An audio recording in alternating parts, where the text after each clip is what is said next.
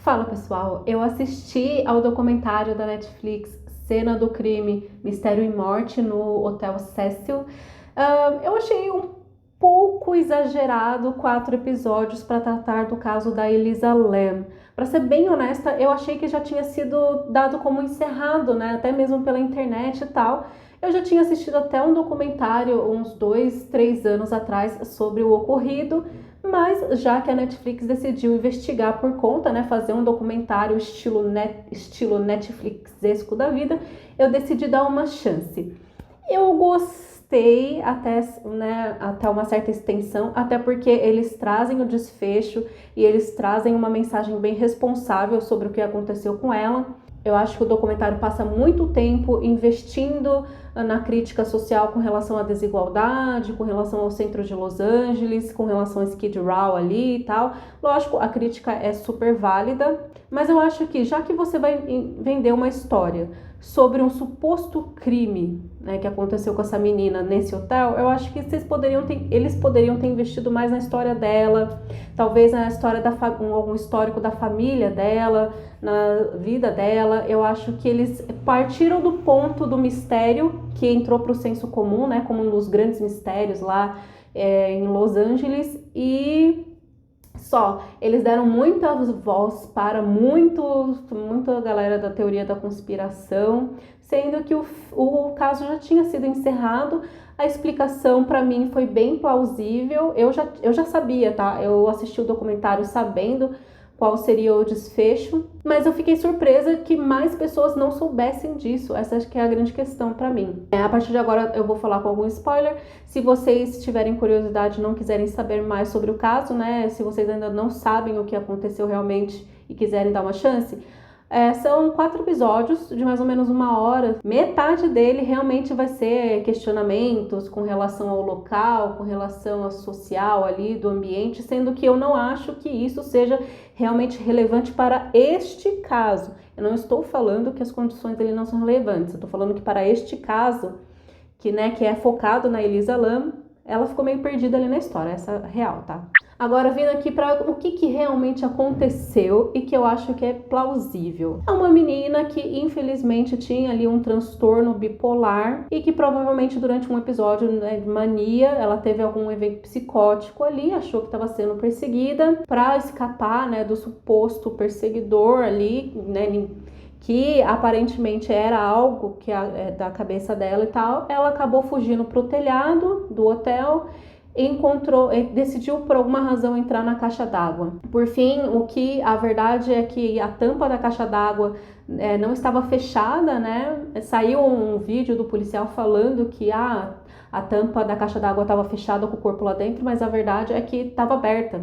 Foi uma falha de comunicação que a mídia pegou no relatório. Gente, no relatório, tem foto do relatório, tá falando que a tampa estava aberta.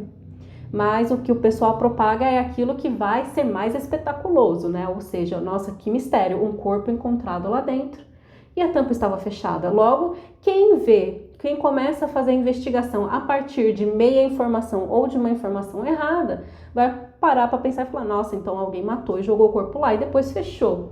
Sendo que não foi nada disso, né? Aparentemente a menina, a jovem, abriu a tampa, entrou, infelizmente faleceu lá dentro porque ninguém viu, ninguém escutou e ela deve ter morrido de hipotermia ou afogamento lá dentro, e o corpo só foi encontrado dias depois, naquela situação também que foi terrível, né? Imagina o pessoal também que bebeu daquela água, que tomou banho naquela água, o que eles devem estar pensando.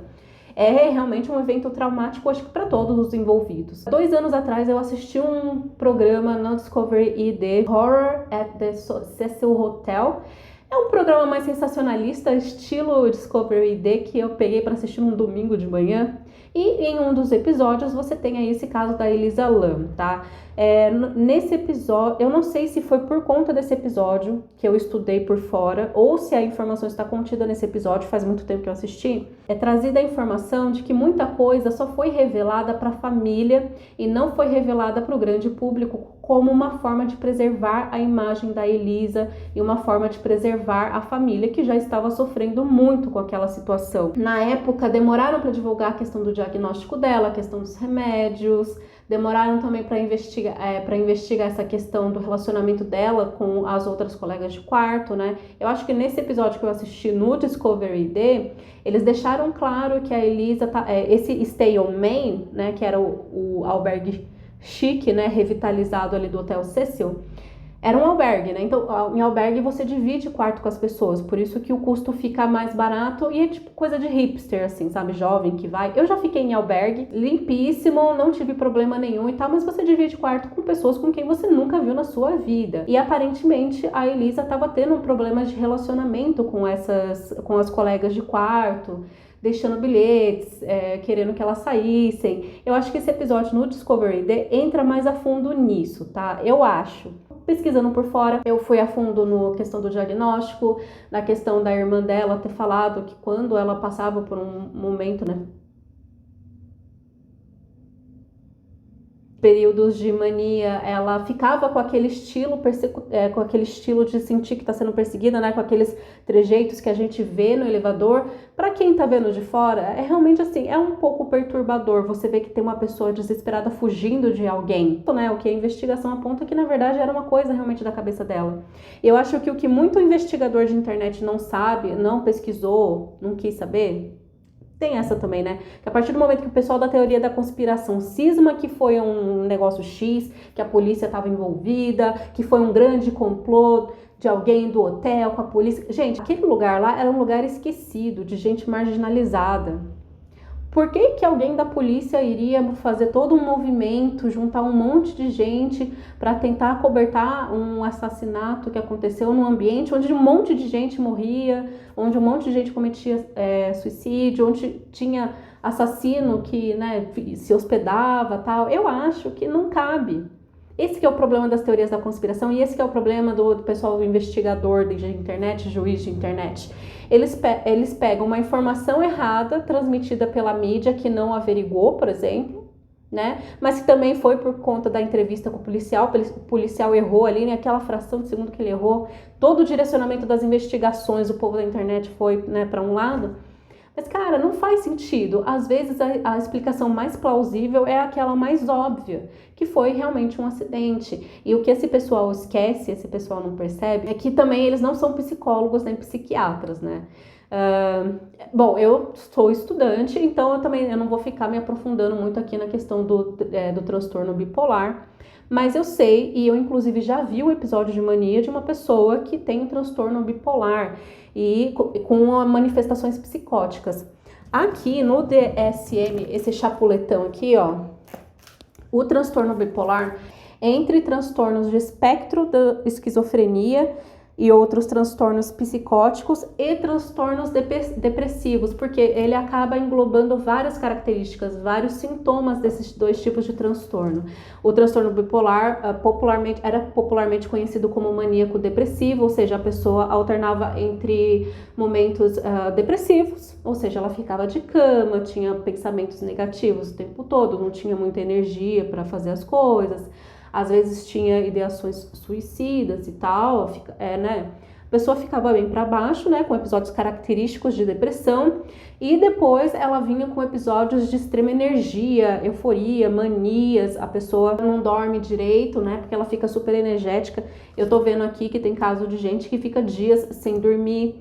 Aí a pessoa fica com manias de grandeza, começa um monte de projeto e tal. E dentre esses sintomas, ela também pode ter alguns sintomas psicóticos, ou seja, ela pode ter alucinações, ela pode achar que tem alguém perseguindo, que são algumas das características de quem tem esquizofrenia, por exemplo. Eu conheço gente que já teve um diagnóstico errado, né? Falaram que para a pessoa que ela era esquizofrênica e ela veio a descobrir que ela tem, na verdade, transtorno bipolar. Para vocês verem o quão é complicado, né, essa questão de você conseguir classificar. Então, as pessoas, no geral, elas não têm muito conhecimento disso. As pessoas acham que a pessoa bipolar é só uma pessoa que fica irritada do nada, né? Você tá conversando, aí a pessoa te dá uma patada, você fala, bipolar essa pessoa, bipolar. Não é bem assim. Você tem essas características, você tem essa questão de que às vezes pode ter ali alguma coisa, né, voltada para psicose e tal, que é o que aparentemente ela teve, né? E tem vários tipos de transtorno bipolar, tá? Você tem transtorno bipolar e transtornos relacionados. Você tem tipo 1, tipo 2, você tem ciclotímico, transtornos relacionados por substância, medicamento. Então, assim, você tem variações. E a irmã dela falou, né, que o tipo que ela tinha, falou que ela tinha um histórico de, às vezes, esquecer de tomar o remédio ou simplesmente abandonar o remédio. Eu já li também que pessoas, quando elas estão nesse período de mania, elas acham que elas estão muito bem. Muito bem, tem gente que pega um avião e vai para Las Vegas e torra todo o dinheiro dela, se coloca em situações extremamente vulneráveis e tal, sabe? Para essa pessoa ela tá ótima, você que tá implicando. Então essas pessoas têm a tendência a esquecer, a deixar de tomar um remédio, o que pode agravar o quadro. Aliás, gente, todos nós, né? Quem nunca tava com um problema, com uma questão, foi no médico, o médico passou o remédio, você começou a tomar o tal do remédio, deu uma melhoradinha, você viu que sumiu os sintomas, você fala, tô ótimo, que tomar remédio coisa nenhuma, e largou pra lá, né? Então, quem tem transtorno mental também pode cair nessa, né? De achar que, eu não preciso mais tomar um remédio, e aí acontece isso, né? No caso da Elisa Lam, ela já tinha o histórico de deixar de tomar um remédio, ela já tinha um histórico de ter essas alucinações e tal, então eu acho que é por isso que até mesmo a família entrou só com um processo lá contra o Cécio, por não ter tomado as precauções devidas lá no lugar e só. Eles não se manifestaram tanto depois disso, pelo que eu entendi. Eu acho que eles quiseram se preservar. Quando eu dei o play nesse documentário da Netflix, eu achei que teríamos entrevistas com a irmã, entrevista com o pai e com a mãe, mais médicos falando do assunto, porque o caso já estava resolvido, tá, gente? Quando fizeram o documentário, o caso já estava fechado, já estava encerrado, foi morte acidental mesmo, porque é aquilo, não dá para você também afirmar que ela tentou um suicídio ali, né? Aparentemente, realmente foi uma fuga, um acidente que aconteceu, não dá para afirmar que foi um homicídio, se nada, gente, é muito difícil não ter rastro nenhum, muito difícil, principalmente num lugar daquele, onde aparentemente os criminosos se sentiam à vontade para fazer o que tinha que fazer ali, então eu acho muito improvável. O problema é que realmente, assim, os conspiracionistas, e o problema da gente, que a gente já parte de um pressuposto para o negócio, é que nós somos muito bons em encontrar pistas para reforçar as nossas crenças, né? Nós somos muito bons em encontrar padrões. Isso é um funcionamento nosso, é um funcionamento que permitiu o sucesso da nossa espécie. Então, a galera partiu do pressuposto de que ela estava realmente fugindo de alguém. A partir dali, todas as pistas que foram sendo encontradas foram sendo direcionadas para preencher, para reforçar, né, essa crença de que ela foi assassinada. Né? Eu assisti em 2013 o vídeo do elevador, eu também achei extremamente perturbador. Hoje eu vejo com outros olhos, ainda assim mexe comigo. É uma cena assim, para quem acredita em fantasma, é uma cena que dá medinho. E mesmo para quem estuda questões, né, de transtornos mentais e tal, também é um pouco perturbador, porque cara, como é que... Se tá fugindo de uma pessoa, você chama a polícia, ou então você encontra outra pessoa, você se sente mais a salvo. Mas como é que você foge de alguém que só você tá vendo, né? Como é que você foge de você mesmo? Eu acho que é perturbador e é trágico. É 2 vezes mais trágico quando eu assisto hoje, assim, com maturidade, com o conhecimento que eu tenho e tal. Pessoas que têm transtorno, ao contrário dos raios hollywoodizadores da vida, eu tenho uma série de Instagram lá que eu sempre faço do raio hollywoodizador, é que essas pessoas, elas tendem a ser muito mais vítimas, elas tendem a sofrer mais. Eu já vi vários casos de pessoa que tem esquizofrenia ou que tem transtorno bipolar de simplesmente falar tchau para a família, fugir de casa e nunca mais ser encontrada, sabe? Eu já vi caso de família que convive com a pessoa, ter que ficar escondendo a chave para a pessoa não sair de casa de madrugada, que senão, gente, olha, corre o risco de nunca mais encontrar, imagina. Porque essas pessoas podem ser vítimas de violência, ela tá com a capacidade de julgamento prejudicada, né? A pessoa pode ser atropelada numa estrada, a pessoa pode simplesmente ficar perambulando na rua, entrar numa floresta e morrer. Olha, muita coisa ruim pode acontecer, a pessoa tá totalmente fora de si, então eu acho que perderam essa oportunidade. Por mais que lá na reta final, no último episódio, eles tenham colocado uma mensagenzinha, né? Inclusive, falando nisso, gente, ó, se sentir que precisa de alguma coisa, sentir que pode ter alguma característica de transtorno bipolar, alguma coisa assim, não hesite em buscar ajuda de um profissional, tá? Psiquiatra ou psicólogo, para um diagnóstico correto, certinho. Eu sei que é difícil encontrar bons profissionais, gente, mas não deixem para ficar se diagnosticando com informação de internet, de Instagram. Ai, que vídeo pesado. Mas eu vou falar, esses dias eu tava mexendo com as coisas da mudança e minha sinusite tava atacada, tava com o nariz, né, tava com coriza. Só que aí toda vez que eu abaixava, pingava um ranho, uma coriza assim, né, uma aguinha. Mas eu sabia que era questão da sinusite, mas não sei por que cargas d'água, eu decidi jogar isso aí no Google. E o que o Google me trouxe? Notícia sensacionalista de mulher que descobriu que a água que escorria do nariz era um líquido do cérebro. Aí você fica, meu Deus, é coriza ou é água do cérebro? É sinusite ou é a água do cérebro? Não é melhor ir no médico? O médico já vê, passa os exames, passa o remédio.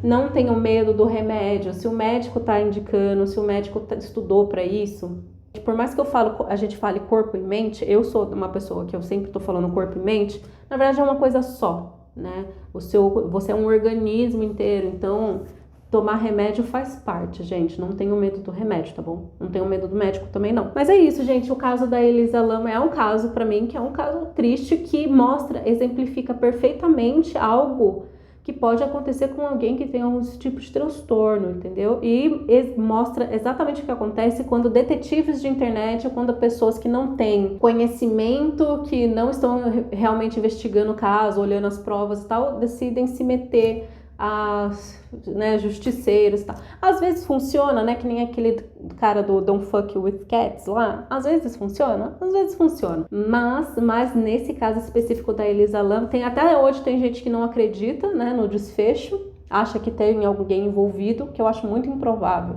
O Hotel Cecil é um ambiente esquecido pelas autoridades. Não é um ambiente que gente poderosa, pelo que eu entendi, costuma frequentar. Realmente é um lugar triste, é um lugar muito triste. Eu acho muito improvável que tenha tido uma mega conspiração. Tem vários elementos, né, que são conectados ali, que formam uma sincronicidade, né, muitas coincidências estranhas. Tem, né, isso aí a gente não tem como justificar muito. A gente pode até apenas pensar que são super coincidências. No caso, por exemplo, o caso da pneumonia, né, que teve um surto de pneumonia entre os moradores lá do Skid Row.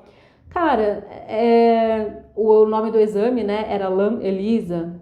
É uma super coincidência.